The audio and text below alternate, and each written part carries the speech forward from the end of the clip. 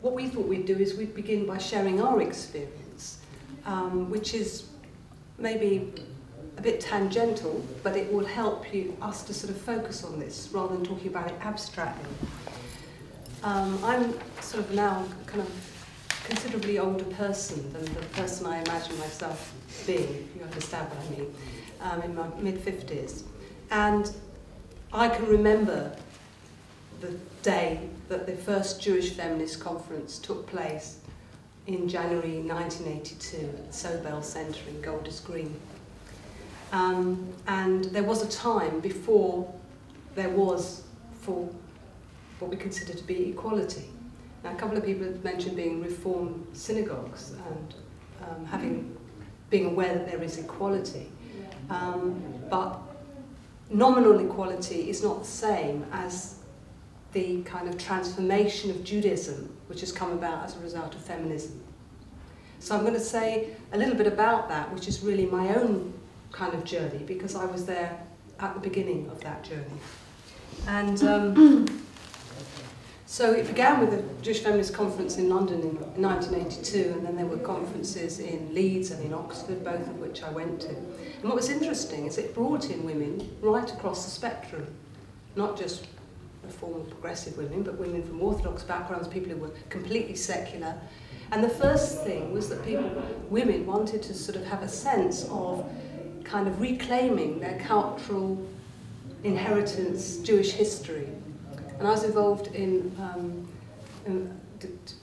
launching an unfortunately short-lived magazine called Shifra. I don't know whether you heard of it, Jewish feminist magazine, that started in December 1984. There are only 3 issues of it.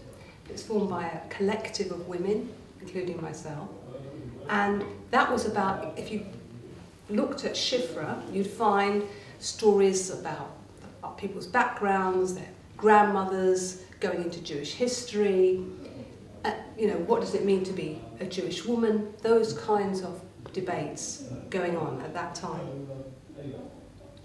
But then, apart from the kind of reclaiming what does it mean to be Jewish, there was also a sense of what is Judaism? And some women went on a journey into Judaism. And I say that as somebody who was born a Jew. I've got 2 Jewish parents. But I actively decided I wanted to choose that. And one of the reasons was quite a perverse reason, which was because I knew that it excluded me. And I wanted to make it include me. I wanted to say, actually, Judaism's my inheritance. It needs to belong to me too. And I did this having had a background as being a Marxist. I was a feminist. Judaism has to include me too. But that journey was not an easy journey. And anybody who's got assumptions that Reform and Liberal Judaism meant, well, everything's absolutely fine and it's great, it's not the case. Because feminism isn't just about women and men being able to sit next to each other in synagogue, your mum being able to be there for your bar mitzvah, the various things, the ordinary things that we imagine. It's also about looking at this inheritance and seeing the extent to which it reflects what it means to be a Jewish woman as opposed to just being, basically a Jewish man. And I will never forget the time I was sort of picked up a book and it said The Jew and His Duties. The Jew and His Duties, what a great title. And then when I started investigating Judaism, discovered that in fact, yeah, it was about the Jew and his duties, and women were very much on the margins, and basically the public sphere of Jewish life, the synagogue, public activity was about male activity, and women were in the domestic sphere, look after the children, educate the children, keep the house. Judaism in the home, terribly important, of course, lighting the candles, and there are lots of apologetics for that type of life that says, well, of course, women do the most important things, etc., etc.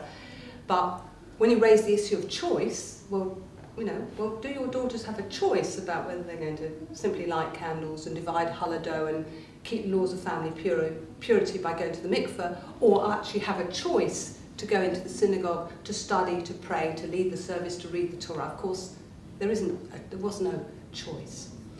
So part of this was an exploration of kind of reclaiming Judaism, or making Judaism actually belong to people like me. But that journey includes lots of different. I'm looking at it because there's so much part of it. There's so many aspects to it. One of which is to do with deciding to become a rabbi. The first woman rabbi was in 1975 in this country, 1972 in America. Having said that, there was a woman rabbi ordained in 1935 called Regina Jonas, but she was killed in the Holocaust. We don't know how many women might have been rabbis sooner, so that's something to think about. But women rabbis have had a huge impact on this as well, about enabling other women. So not only coming in as women and taking a job that was traditionally male, but by doing that, enabling women. So for example, we established something called the half-empty bookcase. The concept of the half-empty bookcase being that the bookcase of Judaism is half empty as long as women's lives and women's experience, and women's history is not part of it. Now I'm very proud to say that if you go into my home or any home which is very engaged in Jewish life, you'll find thousands of Jewish women's books now, where there were hardly any, where there was one or two, you'll now find. And that's one of the results of this creativity of Jewish feminism, has been just through learning and research and women writing and becoming scholars and rabbis and everything else. But the other aspect that's on a much more sort of practical level is, if you are going to say, let's have equality, well, how are you going to enable women to take part equally? You go into a synagogue and all the rites of the service are undertaken by men, unrolling the scroll, the lifting of the scroll, the going up and saying the Torah blessings, the Aliyah.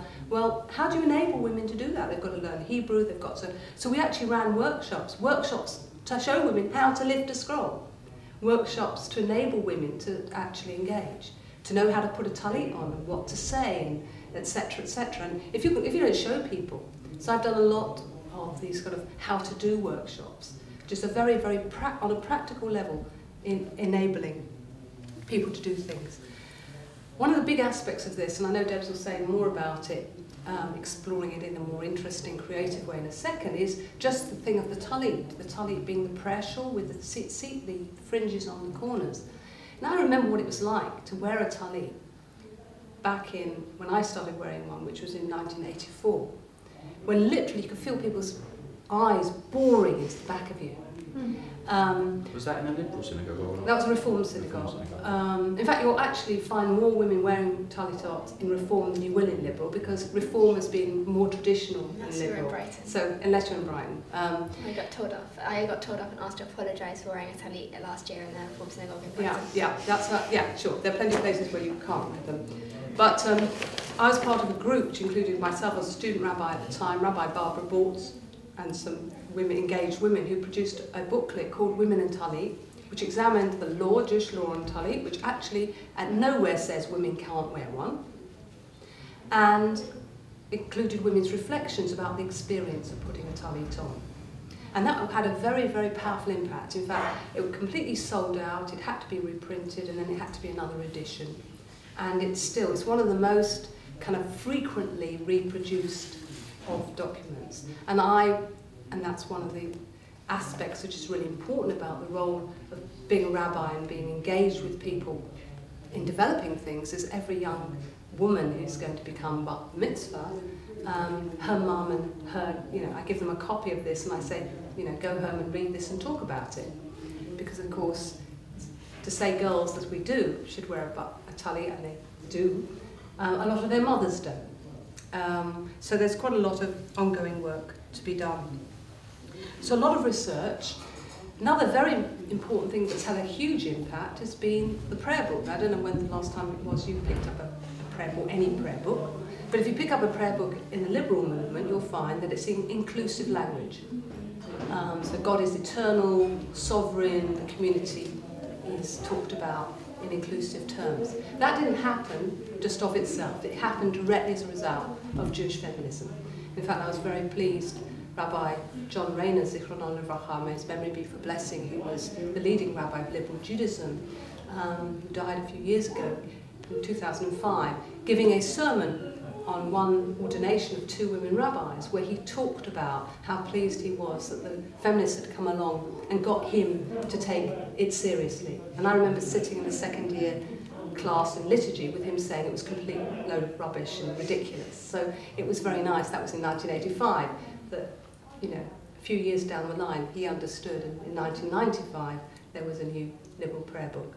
Reform took a bit longer. They produced one for the pilgrim festivals, just Pesach, Shavuot, Sukkot, just 3 times a year. But last 2 years ago, I think, produced a prayer book as well. So there has been this kind of impact coming through. So it raises a couple of important questions. Is this about simply women participating? You know, Jewish life has been male-dominated, women have been in the private sphere, they come into the public sphere. Is that what it's about? And they just sort of fit in, join the club? Or does women coming in and being part of this public Jewish life actually change that public Jewish life? Does it make a difference to the rabbinate that half the rabbinate now are women, half the progressive rabbinate is female? Does that make a difference? Does it make a difference to the synagogue that women participate equally? In fact, just last Shabbat, I'm actually on writing leave at the moment, writing sabbatical for a month. I came in because I've made a special commitment to do a blessing for a woman who's celebrating the 60th anniversary of her association with the synagogue. And of course she was going to be important and centre stage, but there was myself, there was our senior warden who's a woman, and the woman who lifted the scroll is 71 years old. So here we were on the beamer, and I thought, interesting. And so you can see, but that is still about participation. There's also an issue about to what extent we are transforming what Jewish life is about. Are we simply imitating, going in, wearing, doing the things we weren't allowed to do? To what extent are we innovating? All of these issues. Additional part of this is that I'm not just a feminist, I'm also a lesbian. And I had to deal with that whole battle coming into the rabbinate, which is a long story, not enough time for it now. But I've also been engaged in transforming Judaism so that it's inclusive of LGBT people as well. So that's a lot to be doing. And the same issues arise there. Is it just about including people in the same place? Or does Judaism change? Does Jewish life change because people are participating? So just some things to think about from that story, which, as I say, began in '82 in January with the first. How many women rabbis are there now? Well, in this country, I think we've got 35 or 36. When I was ordained with another woman in my year, there were 5 people, the 2 of us in 1989. I think we were the 9th and 10th at that time, and now they're about. I think about 40 have been ordained, but not all in the country. But it is half the progressive rabbinate.